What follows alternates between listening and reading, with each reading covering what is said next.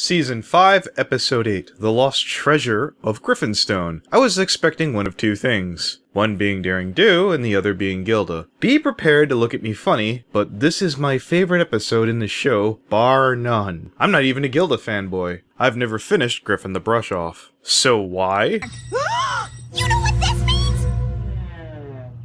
The map! Well, yeah, there is the return to the season premiere, and the look at the ancient history and world building. Was it too much to ask to have a little snippet of this in the season premiere? Now don't get me wrong, as amazing as this episode is, this is far from perfect. Not bringing Twilight, cuz... I get it's a joke by the writing staff about not taking it too seriously. It's a Pinky Rainbow Dash episode. Shut up and just ignore the contrivance. But pointing it out to me in the fashion only makes me notice it a lot easier. Still, it's a terrible thing to put in after laying the groundwork of all the wonderful Griffin backstory. With us! I mean, you are the Princess of Friendship! No. If the map wanted me to go to the coolest kingdom in all of Equestria and tour the palace and see the actual idol that unites an entire species, which would be super amazing, I'm sure it would have said so. There is the idea the map is some kind of sentient being, ageless and timeless, much like Celestia, whose cryptic nature comes off as douchey at times. This could be explained away by picking the members of the main six that could best teach the lessons of friendship for that task versus simple problem solving. A la an all-knowing Alicorn princess. There's your analysis. The arcs for this season all use the train. That could be constructed as toy shilling. Look guys, I can be a Killjoy too. Speaking of Killjoy, Twilight in book form. God, she's not even there and she's still the best. Yeah, I'm fine with Twilight getting the Morgan Freeman treatment. Once in Griffonstone proper, go immediately to the palace and introduce yourself. I don't really have a point here, but I really totally buy one of those hats at BronyCon this year, so heads up vendors. There's a very fantasy, relaxing, epic feel to the music while they're reading off Twilight's notes. The sound, the look, it's all perfect. The final touch before they get to Griffonstone is this gate. It's very reminiscent, at least for me, in the visual trappings of the never-ending story. We get a nice 1-2 punch of a swerve, first not seeing the super fantasy town of legend, then seeing the most hated and despised side character in Gilda. Oh, Shrek reference. Gilda. Dash. Let's take a moment to appreciate why this matches up so well. Pinky often resorts to long-winded bouts of not shutting up and even more long-winded jokes. And yeah, she's a really good donkey. Question is, could the show have gone with just Gilda and Pinky in this episode? Would the episode have been better suited embracing more or less of the parody? Now, this is my biggest issue with the episode. Despite loving the flashback, the great monster, the great history, the great fantasy, the problem makes no sense. Okay, the item falls into the abysmal abyss. You had 6 highly trained griffins right there who were willing to take on a huge demon. It fell down a hole. That's it. There are no traps down there. There were no other monsters down there. The griffin race is shown to be overly greedy, so in all these years, no griffin with a rope never decided to wing it on down. See this?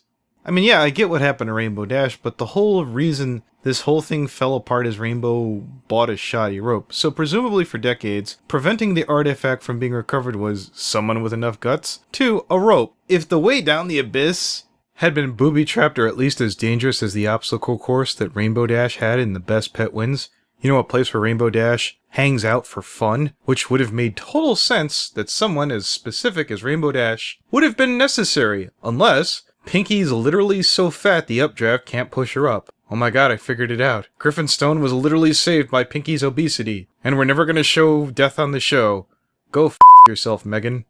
See this? No party store, no bakery! What is this place? Pinky having a breakdown without going full psycho. And it's a totally believable breakdown. Not being able to bring any of her talents to bear in such a foreign land. Actual culture shock. Seeing as how Pinky freaked out about Sakura, it's very believable. She's easily had a bad reaction to having to step outside her comfort zone around new kinds of species. Yes, I called Pinky a bigot. Between bridal gossip and her Enchantress song, and her fear-mongering over Luna and Luna Eclipsed, it seems like canon to me. We have 3 steadfast examples.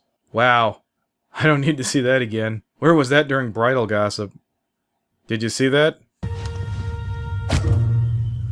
Pinky just shipped it. And here I am, pandering for cheap internet feels. Invoking endearing, redeeming, emotional, out of the otherwise completely unlikable character in about 1 minute. This literally took 60 seconds to fix Griffin the Brush Off. How do you not call that not only good, not only great, but the best.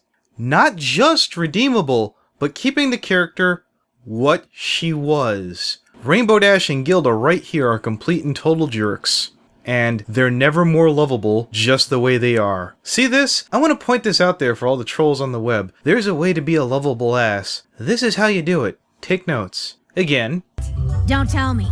Friendship. And here. That delivery is right up there with Discord. As well as here. Remember kids, putting your friend's safety last in the pursuit of a great joke is a-okay. That's not me saying that. That's the Elemental Laughter. Obvious Indiana Jones reference.